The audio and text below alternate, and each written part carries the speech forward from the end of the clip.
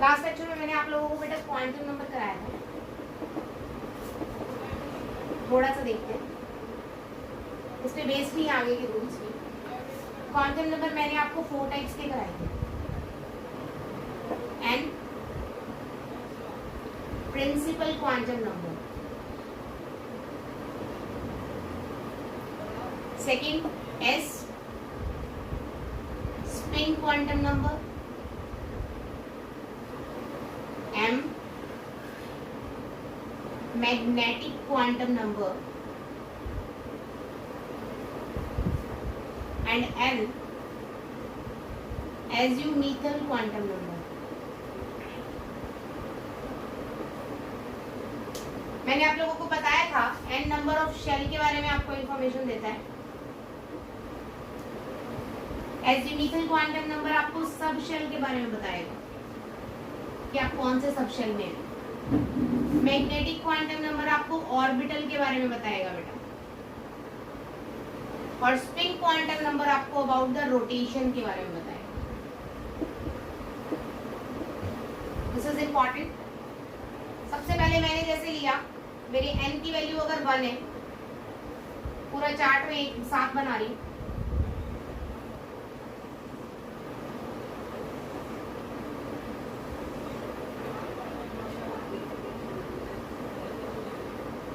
m क्या रहेगा, m को बाद में लेते हैं, l क्या रहेगा।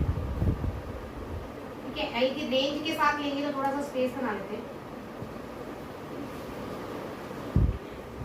ठीक है। उसके अलावा एम क्या रहेगा बेटा, और उसके अलावा एस क्या हो सकता है। ये सभी अल्फाबेट छोटे हैं बेटा, एस मतलब छोटा है, ये सभी छोटे अल्फाबेट होते हैं। कभी आपको लगे कि एस कैपिटल है, ऑल आर स्मॉल, ठीक है। एन की वैल्यू 1 है तो एल होता है बेटा n - 1, 1 - 1 हो जाएगा 0, ठीक है। और 0 के लिए ऑर्बिटल काउंट होता है बेटा कौन सा, यहीं पर थोड़ा सा स्पेस बनाते हैं, यहाँ पर लिखेंगे हम ऑर्बिटल, उसके बाद हम लिखेंगे m, ठीक है, और उसके बाद s। 0 के लिए ऑर्बिटल s होता है हमेशा, ठीक है। और 0 + 1 - 1 तो होती नहीं है, तो m की वैल्यू आ जाएगी 0।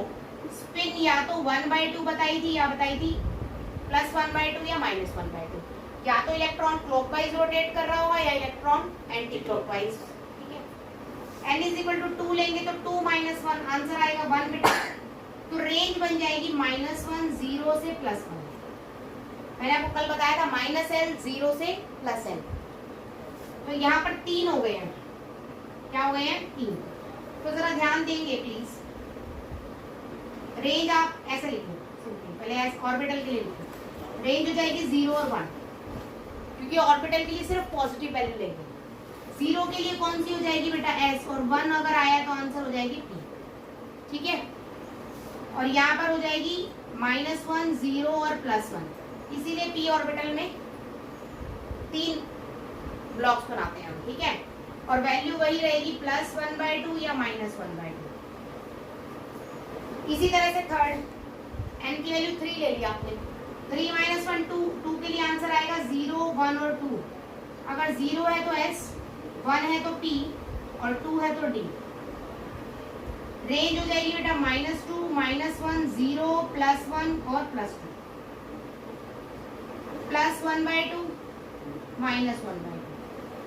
इसी तरह से आप n = 4 के लिए निकाल सकते हो, l आएगा 3, 0 1 2 3, 0 s के लिए, 1 p के लिए, 2 d के लिए, 0 1 2 3 है बेटा। तो रेंज यहाँ पर कितनी आ जाएगी, -3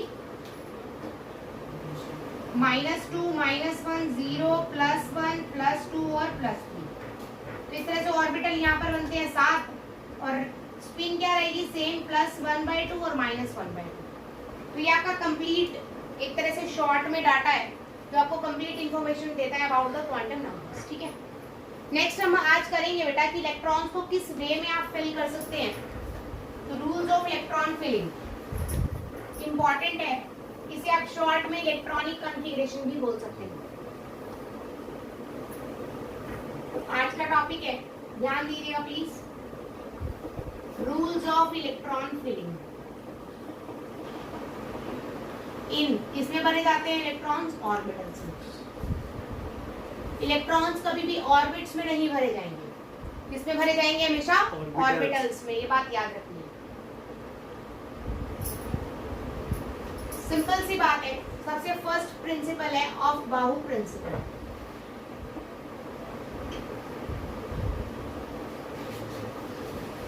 अब बाहु प्रिंसिपल क्या कहता है? कहता है कि लोअर एनर्जी, जिसकी एनर्जी लोअर होगी, फिल फर्स्ट, वो पहले भरा जाएगा। जिसकी एनर्जी हायर होगी, फिल लेटर। सिंपल कि लोअर एनर्जी वाला पहले भरा जाएगा और हायर एनर्जी वाला बाद में भरा जाएगा। अब एनर्जी की फॉर्मूला में देखूं तो -13.6 Z² था। इसका मतलब डिपेंड सिर्फ किस पे करेगी वैल्यू? n पे, that is principal quantum number पे। तो किसकी एनर्जी ज्यादा होगी, किसकी एनर्जी कम होगी, ये हम डिस्कस करते हैं। मैंने आपको पीरियोडिक क्लासिफिकेशन में करवा चुकी हूँ मैं। 1s 2s 2p 3s 3p 3d 4s 4p 4d 5s 5p 5d 4f 5f 6s। आप आगे भी लिख सकते हैं, 7 तक आप आसानी से लिख सकते हैं। इतना ही लिख रही हूँ सिर्फ। इस तरह से आपको मैंने क्रॉस कटवाया था। तो किसकी एनर्जी पहले होगी वो कैसे पता चलेगा? ये तीर के निशान आपको पीछे से पढ़ने हैं। जब आप पीछे से पढ़ेंगे तो जो पहले आएगा उसकी एनर्जी कम होगी और जो बाद में आएगा उसकी एनर्जी ज्यादा होगी। तो सबसे कम एनर्जी किसकी नजर आ रही है यहाँ पर? 1s की। उसके बाद सेकंड हम पढ़ेंगे तो आएगा 2s। ये हम पढ़ेंगे तो 2p एंड 3s। ये हम पढ़ेंगे तो 3p 4s। देन ये हम पढ़ेंगे तो 3d 4p 5s and so on. तो सिंपल सी बात ये कहता है बेटा कि 1s की एनर्जी कम है और 2s की एनर्जी ज्यादा है। अगर हम इन दोनों के बीच में बात करते हैं तो 1s की एनर्जी कम है और 2s की एनर्जी ज्यादा है। तो हमें अगर इलेक्ट्रॉन भरने हैं तो पहले भरे जाएंगे 1s में, बाद में भरे जाएंगे 2s। जैसे जैसे आप इस सीक्वेंस में आगे बढ़ोगे तो आपकी एनर्जी बढ़ती चली जाएगी और पीछे वाले इलेक्ट्रॉन, पीछे वाले ऑर्बिटल में इलेक्ट्रॉन पहले भरने हैं, बाद वाले ऑर्बिटल में इलेक्ट्रॉन बाद में भरने हैं। अब ये बात मैं पहले ही बता चुकी हूँ कि s में आएंगे 2, p में आएंगे 6 मैक्सिमम, d में आएंगे 10 और f में आएंगे 14। दीज आर मैक्सिमम इलेक्ट्रॉन्स जो आते हैं। इससे कम भी हो सकते हैं लेकिन इससे ज्यादा नहीं हो सकते। आप s में 1s3 नहीं भर सकते। उसका क्या रीजन है मैं अभी आपको बताऊंगी। तो s के अंदर 2 इलेक्ट्रॉन्स आएंगे, p में 6, d में 10 और f में 14। तो this is according to Aufbau principle कि इलेक्ट्रॉन्स जो फिल होंगे वो किसके अकॉर्डिंगली फिल होंगे? एनर्जीज के थ्रू, कि जिसकी एनर्जी कम है वो पहले भरा जाएगा और जिसकी एनर्जी ज्यादा है वो बाद में भरा जाएगा। सिंपल, ठीक है। उसके बाद मैं बात करती हूँ, नेक्स्ट इज योर क्वेश्चन से इससे रिलेटेड मैं बाद में कराऊंगी आपको। n+l rule.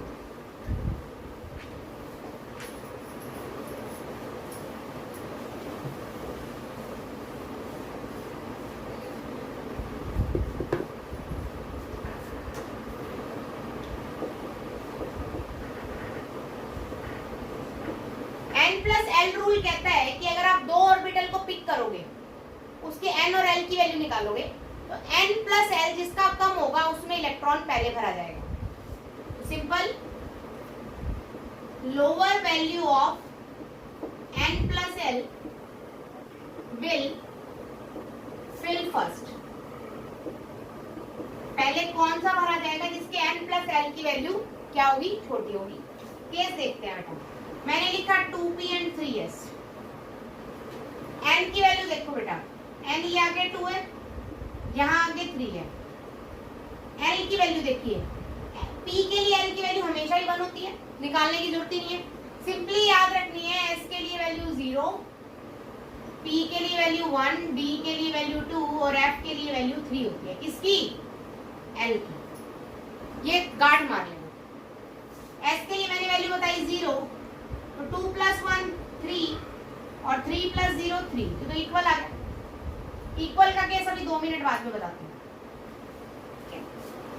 नेक्स्ट मैं कर रही हूँ पहले 3D एंड 4S। N की वैल्यू कितनी है भाई? यहाँ 3, यहाँ 4।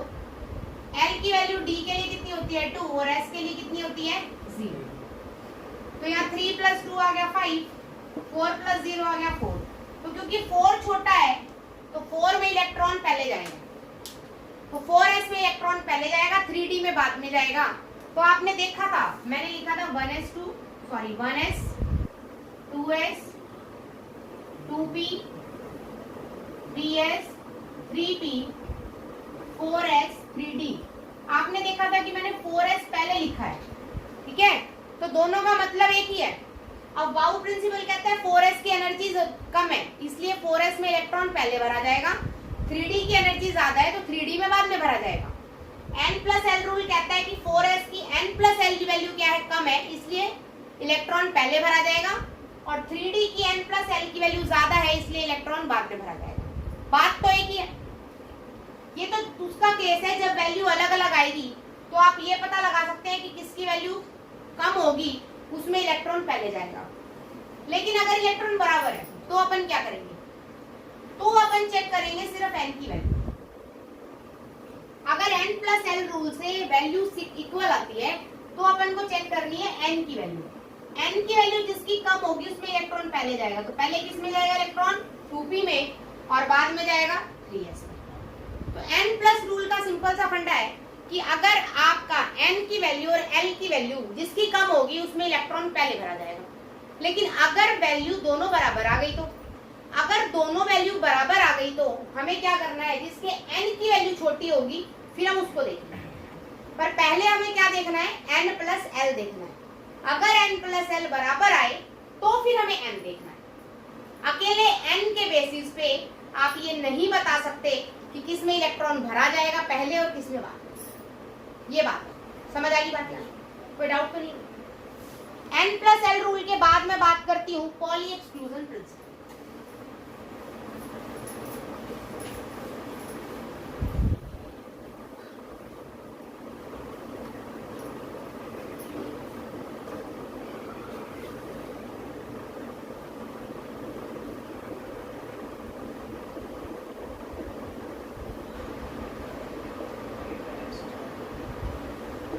पॉली एक्सक्लूजन प्रिंसिपल क्या कहता है? सिंपल सा फंडा लगाना है।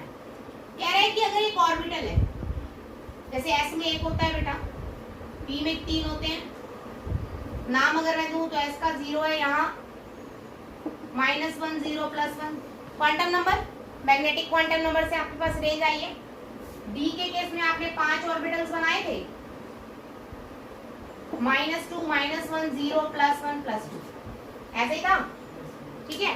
तो ये ऑर्बिटल्स के कितने नंबर होंगे ये भी आपका मैग्नेटिक क्वांटम नंबर पे डिपेंड करता है। तो क्वांटम नंबर एक्चुअली हमें बहुत सारी चीजें बताता है अबाउट द इलेक्ट्रॉन, सब कुछ ही बता देता है।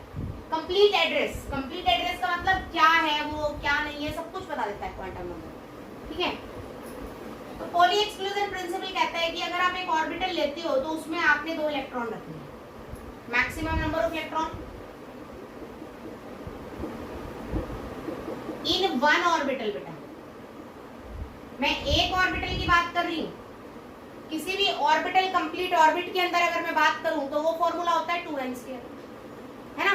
और नंबर ऑफ ऑर्बिटल्स की बात करूं तो 2n²/1 होता है, बाय 2 होता है, सॉरी, ठीक है? लेकिन मैं कह रही हूँ एक ऑर्बिटल, एक बक्से में कितने बंदे आएंगे? तो 2 आ सकते हैं। कितने आ सकते हैं? 2। तो एक बॉक्स में 2 इलेक्ट्रॉन आ सकते हैं, सिंपल सी बात है। यहाँ अपने को याद ही रखना है कि एक अगर क्लॉकवाइज डायरेक्शन में मूव कर रहा है,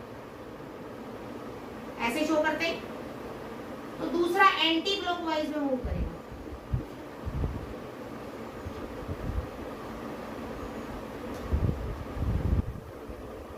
अब इसका रीजन क्या है? सिंपल सी बात, इसका रीजन देखो। बेटा अगर एक इलेक्ट्रॉन ऐसे मूव कर रहा है और दूसरा भी अगर ऐसे ही मूव करेगा तो दोनों इलेक्ट्रॉन्स की रिपल्शन क्या हो जाएगी? ज्यादा। दोनों साथ साथ चलेंगे तो यार दोनों माइनस है तो रिपल्शन क्या हो जाएगी? मैक्सिमम। तो यहाँ पर अगर रिपल्शन मैक्सिमम होगी तो स्टेबिलिटी मिनिमम हो जाएगी, क्योंकि रिपल्शन के साथ स्टेबिलिटी तो एग्जिस्ट करती ही। इसीलिए अपन ने क्या किया, दो इलेक्ट्रॉन लिए बेटा, दो को इस तरह से चलाया, मतलब एक को क्लॉकवाइज तो दूसरे को एंटी क्लॉकवाइज। तो ये पूरा चक्कर काटने में सिर्फ 2 बार आमने सामने आए। अगर ये सिर्फ 2 बार आमने सामने आया तो रिपल्शन सिर्फ 2 बार हुई, तो रिपल्शन उससे तो कम ही होगी। इसीलिए हमें एक ऑर्बिटल में कितने इलेक्ट्रॉन रखे? 2, और दोनों किससे रखे? अपोजिट स्पिन से। अब हमारे पॉली ने ये बात नहीं बोली थी, हमारे पॉली ने सिर्फ इतना बोला था कि एक ऑर्बिटल में सिर्फ 2 इलेक्ट्रॉन आ सकते हैं। लेकिन आप इस बात को याद करने के लिए, आप इस बात को याद रखने के लिए रखेंगे, उसके साथ ही लिखेंगे विद अपोजिट स्पिन्स। ठीक है, अगर आपसे पूछे क्या पॉली ने अपोजिट स्पिन्स के बारे में बताया था, तो नहीं बताया था, लेकिन आप याद रखने के लिए ब्रैकेट में डाल के लिख सकते हैं विद अपोजिट स्पिन्स। पॉली ने सिर्फ इतना ही बोला था कि 2 इलेक्ट्रॉन एग्जिस्ट करते हैं एक ऑर्बिटल में, ठीक है, बस। विद अपोजिट स्पिन हमने अपनी तरफ से ऐड किया है, नई बुक्स में एडेड है। ठीक है, तो पॉली एक्सक्लूजन प्रिंसिपल कहता है कि एक ऑर्बिटल में सिर्फ 2 इलेक्ट्रॉन आ सकते हैं। अगर आपसे कोई ये पूछ ले कि दोनों इलेक्ट्रॉन सेम डायरेक्शन में ट्रैवल क्यों नहीं कर सकते भाई, तो आप बता दोगे रिपल्शन का कंसेप्ट। और पूछे कि अलग अलग क्यों ट्रैवल कर रहे हैं, तो रिपल्शन सबसे कम है, रिपल्शन कम होएगी तो स्टेबिलिटी बढ़ेगी। बात समझ आई? कोई डाउट तो नहीं भैया? अच्छे से क्लियर हो गया? ठीक है, पॉली एक्सक्लूजन प्रिंसिपल के बाद मैं आपको करवा रही हूँ हंट्स मल्टीप्लिसिटी रूल।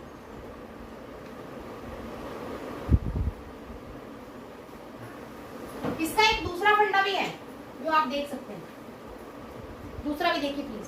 एक चीज और देखिए, मैंने आपको क्वांटम नंबर बताते हुए ये कहा था, अगर मैं कह दूं कि मेरे दोनों इलेक्ट्रॉन ऐसे हैं, कई चीजें एक ही चीज को डिफाइन करती हैं, आपको सारी पता होनी चाहिए।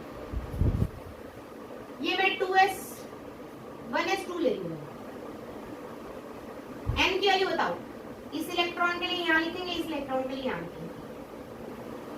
n क्या है दोनों के लिए? 1। s की वैल्यू अगर दोनों के लिए देखो तो 0, s के लिए हमेशा 0 होती है, तो दोनों के लिए 0। उसके बाद सॉरी l की वैल्यू दोनों के लिए कितनी है? 0 0। m की वैल्यू बेटा रेंज, 0 में कोई रेंज ही नहीं होती, तो दोनों के लिए 0 0। देखो 3 वैल्यू सेम आ गई, 3 वैल्यू क्या आ गई? सेम आ गई। अब स्पिन की वैल्यू लिखूं तो ये ऊपर की तरफ जा रहे हैं, तो इसके लिए भी 1/2 और इसके लिए भी 1/2। कोई डाउट है?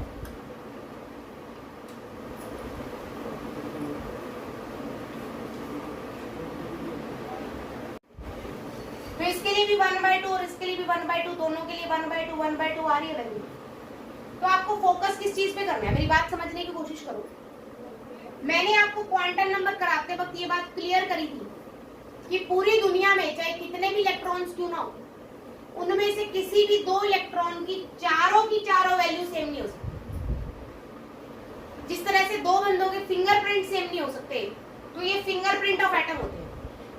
क्वांटम नंबर आता फिंगरप्रिंट ऑफ एटम। तो 2 क्वांटम नंबर की अगर सारी की सारी वैल्यू सेम होगी, तो इसका मतलब उन दोनों की पोजीशन सेम होगी, और 2 इलेक्ट्रॉन एक ही पोजीशन पे एग्जिस्ट ही नहीं कर सकते। बात समझ आई? तो प्रिंसिपल क्वांटम नंबर है ज़्यूमीथल, मैग्नेटिक और स्पिन क्वांटम नंबर में से कोई ना कोई वैल्यू अलग होनी ही चाहिए। अगर आपकी सारी वैल्यू बराबर आ रही है, सेम आ रही है, तो इसका मतलब ये इलेक्ट्रॉन एग्जिस्ट नहीं कर सकते।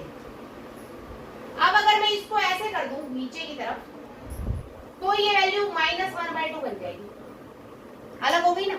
चाहे बेशक 3 बराबर हो, लेकिन 2 तो सही हो जाएंगी। ठीक है, यहीं से मैं अगर तुमसे क्वेश्चन पूछूं कि लिथियम 1s2 2s1 लिखा लिथियम में, मैंने 1s3 क्यों नहीं लिख दिया? मैं 1s3 भी तो लिख सकती हूँ, क्या दिक्कत है? 1s3 भी तो लिख सकती हूँ। क्वेश्चन ये उठता है क्यों? पहली बात, अगर s में मैंने 3 इलेक्ट्रॉन डाल दिए, तो या तो ऐसे स्थिति होगी या फिर ऐसे होएगा। तो पहला बात, पॉली ने क्या बोला था, कितने इलेक्ट्रॉन आने चाहिए, 2 आने चाहिए, ये तो आपने 3 डाल दिया। तो पहली बात गलत होगी पॉली के प्रिंसिपल की, तो पॉली प्रिंसिपल यहाँ फेल हो गया। पहला पॉइंट कि 1s3 क्यों नहीं लिख सकती, क्योंकि पॉली प्रिंसिपल फेल हो रहा है। दूसरा पॉइंट, इसके लिए अगर मैं ये कह रही हूँ 1s3 है, ये भी 1s3 है, n की वैल्यू इसके लिए, इसके लिए, इसके लिए, तीनों के लिए n की वैल्यू कितनी है, 1 नजर आ रही है ना। s के लिए मतलब m की वैल्यू, l की वैल्यू बेटा s के लिए 0, तो तीनों के लिए 0 हो गई। m की वैल्यू भी 0 हो जाएगी, l 0 है। तो बात करते हैं s की, ये ऊपर की तरफ है तो बेटा +1/2, ये नीचे की तरफ है तो -1/2, ये ऊपर है तो +1/2। अब फर्स्ट और लास्ट फिर से सेम हो गए, तो किसी भी 2 इलेक्ट्रॉन के ऑल 4 क्वांटम नंबर सेम नहीं हो सकते। तो अगर चारों क्वांटम नंबर किसी भी इसके सेम नहीं हो सकते तो इसका मतलब ये इलेक्ट्रॉन एग्जिस्ट नहीं कर सकता, इसीलिए 1s3 नहीं लिखा रहा था, 1s2 2s1 लिखा जाएगा। बात समझ आई मेरी। तो क्वांटम नंबर आपको कंप्लीट डिटेल देता है कि इलेक्ट्रॉन लिखा कैसे जाएगा और क्यों इस तरह से हम नहीं लिख सकते, उसके बारे में सारी बातें हमें कौन बताता है, क्वांटम नंबर्स बताते हैं, ठीक है। और ये रूल मिलके आपको हर बात की आंसर दे देंगे, कितने भी क्वेश्चन आपके मन में हो, इन रूल्स को आप यूज करो, आपके पास आंसर आ जाएगा, ठीक है। नेक्स्ट मैं आपको करवा रही हूँ hunts multiplicity rule.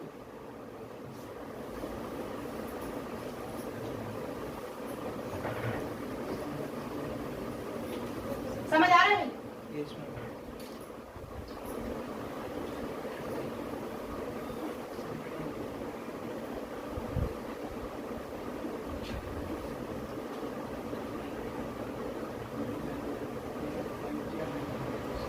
Hunts multiplicity rule क्या कहता है, या मैक्सिमम मल्टीप्लिसिटी रूल भी इसको बोला जाता है। हंट्स ने बोला कि अगर आपके पास एक से ज्यादा ऑर्बिटल है, जैसे p में है, जैसे d में, f में 7 है भाई, वो भी ले सकते हो आप, मैं 2 ही केस करा देती हूँ। तो वो कहता है कि पहले इलेक्ट्रॉन सारे के सारे सिंगल भरे जाएंगे अलग अलग खाने में,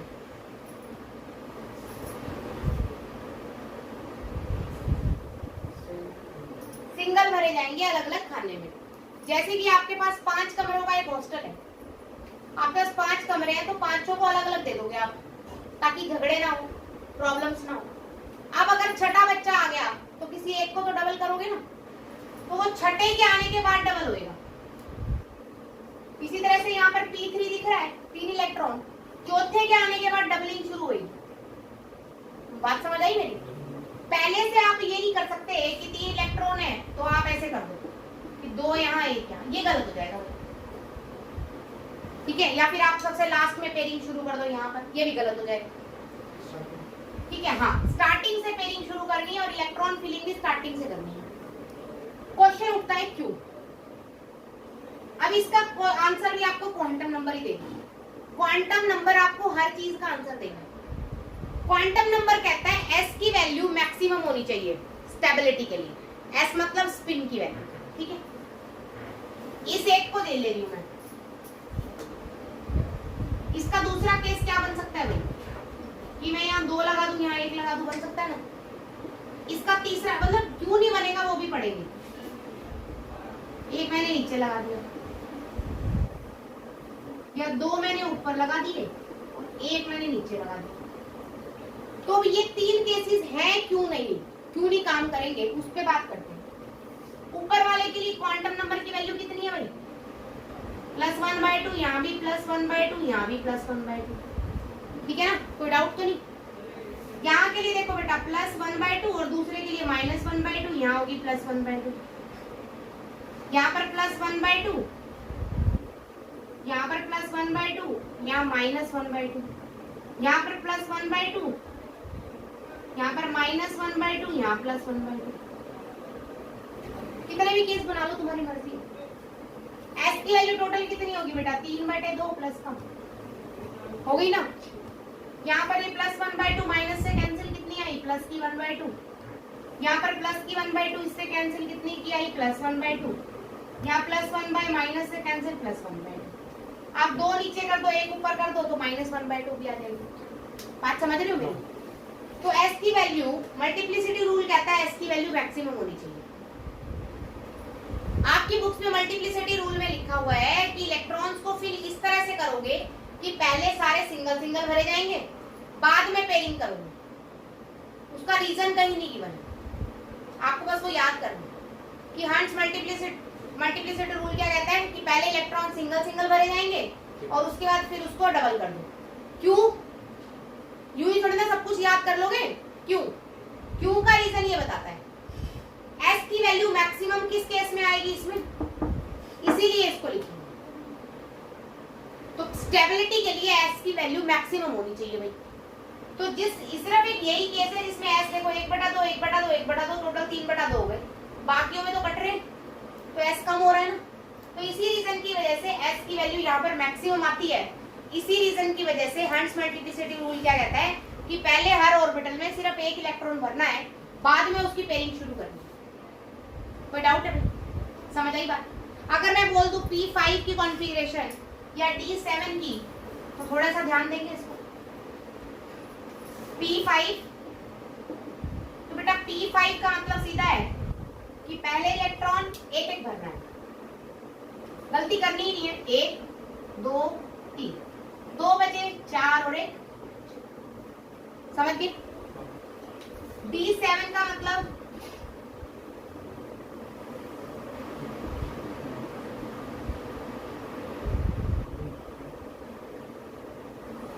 पहले एक एक भरना है, 2 3 4 5, फिर डबलिंग करनी।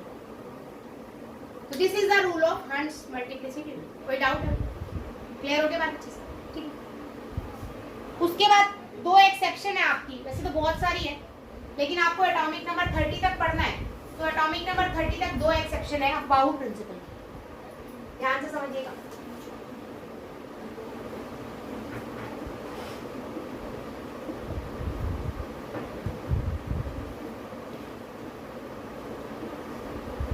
एक्सेप्शन ऑफ अफबाहु प्रिंसिपल क्या कहता है ये? सिर्फ एक सीआर बेटा एटॉमिक नंबर होता है 24। अगर आप लिखेंगे 1s2 2s2 2p6 3s2 3p6 4s2 3d4, this is your atomic configuration. अब बेटा यहाँ से यहाँ तक की कॉन्फ़िगरेशन आर्गन की होती है, एटॉमिक नंबर 18। तो आप इस तरह से भी लिख सकते हैं इसे, ठीक है। यहाँ पर आप लिखेंगे बेटा 4s2 3d4।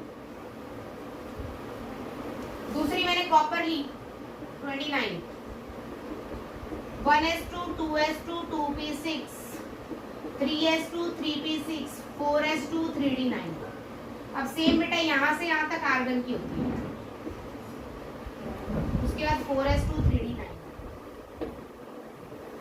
तो कॉन्फ़िगरेशन तो ऐसे लिखी जानी चाहिए लेकिन ये गलत है, दोनों ही वैल्यूज गलत है। इलेक्ट्रॉन एक इलेक्ट्रॉन S से जंप करके D में चला जाता है और अपने आप को बना देता है 4s1 3d5। इसका रीजन तो देखो साफ समझ आ रहा है।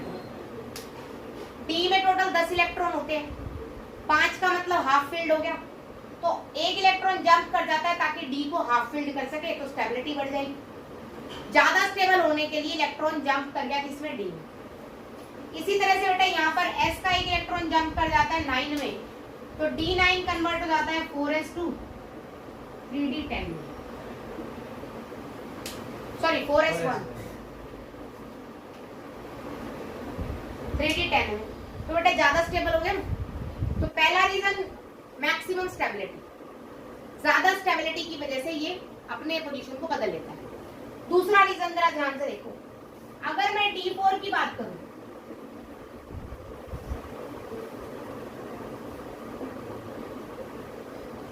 एक ही केस बता रही हूँ, D9 अपने आप समझ लेना। 4 के केस में ये है भाई, है ना, और 5 के केस में ये सिचुएशन है। अब इलेक्ट्रॉन बेटा एक जगह तो टिकता नहीं है, जंप करता रहता है एक दूसरे के ऑर्बिटल में।